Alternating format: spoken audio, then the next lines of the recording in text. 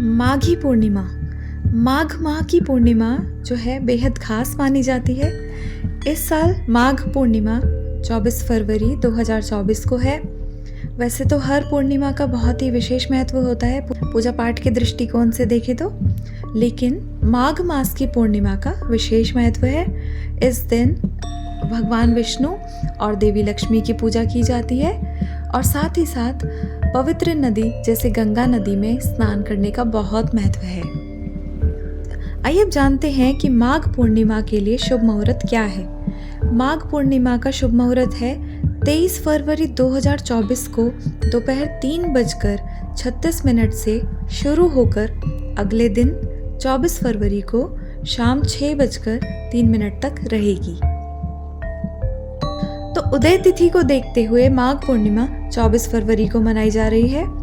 इस दिन आप ओम नमो नारायणाय मंत्र का जाप करके सूर्य देवता की तरफ मुख करके अर्घ देते हैं।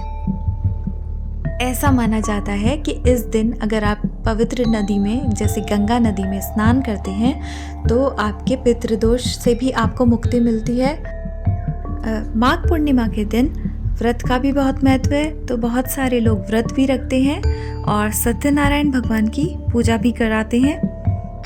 तो अब हम आते हैं माघ पूर्णिमा की कथा पे।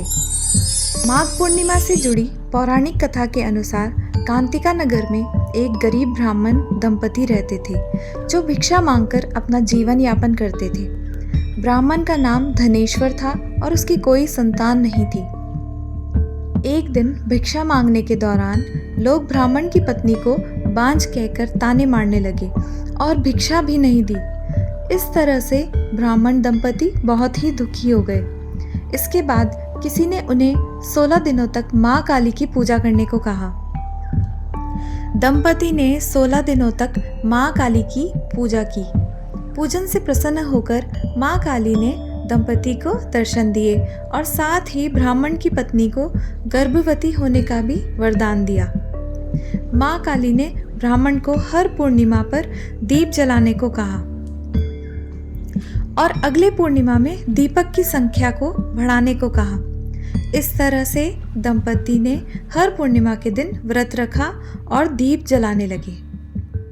कुछ ही समय बाद ब्राह्मण की पत्नी गर्भवती हुई और 10वें महीने में एक सुंदर पुत्र को जन्म दिया। ब्राह्मण ने पुत्र का नाम देवदास रखा, लेकिन देवदास अल्पायु था। देवदास जब थोड़ा बड़ा हुआ तो उसे पढ़ने के लिए मामा के पास काशी भेज दिया गया, लेकिन काशी में कुछ ऐसी घटना घटी जिस कारण धोखे से देवदास का विवाह कर दिया गया। कुछ ही समय बाद उसकी मृत्यु का भी समय निकट आ गया और काल उसके प्राण हरने आ गया। लेकिन उस दिन पूर्णिमा तिथि थी और ब्राह्मण दंपति ने पुत्र के लिए व्रत रखा था, जिस कारण पुत्र का बाल भी बांका ना हो सका। पूर्णिमा व्रत के प्रभाव से ही देवदास के प्राण बच गए। इसीलिए ऐसी मान्यता है कि पूर्णिमा का व्रत रखने से जीवन संकटों से मुक्त रहता है और अनहोनी टल जाती है। माघी पूर्णिमा के दिन अगर आप विष्णु सहस्त्र नाम का पाठ करते हैं और सूर्य मंत्र करते हैं तो बहुत ही शुभ माना जाता है। एंड एट लास्ट मैं सबसे बड़ी बात यही कहूँगी कि आप जो करते हैं बहुत अच्छी बात है। पूजा करते हैं, पाठ करते हैं, जो भी चीज़ें करते हैं बहुत अच्छी बात है, क्योंकि श्रद्धा कोई मेजर करके नहीं होती कि कितनी करनी चाहिए कितनी नहीं करनी चाहिए।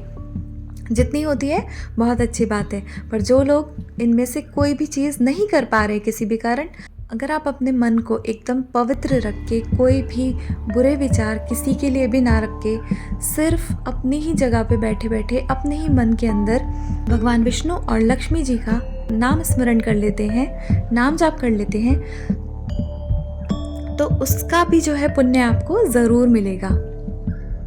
तो अगर आप किसी भी वजह से कुछ नहीं कर पाते हैं तो कोई बात नहीं, अपने मन में कोई भी ऐसे डाउट्स नहीं लाएं कि आप अपने मन में डाउट्स लेके आएँ कि हमें कोई पुण्य नहीं मिलेगा। ऐसे नेगेटिव थॉट्स को अपने अंदर से निकाल दें और बस पॉजिटिव रहें, अच्छा सोचें, जो आपसे हो सके, जो आपकी श्रद्धा से हो सके उतना आप ज़रूर करें।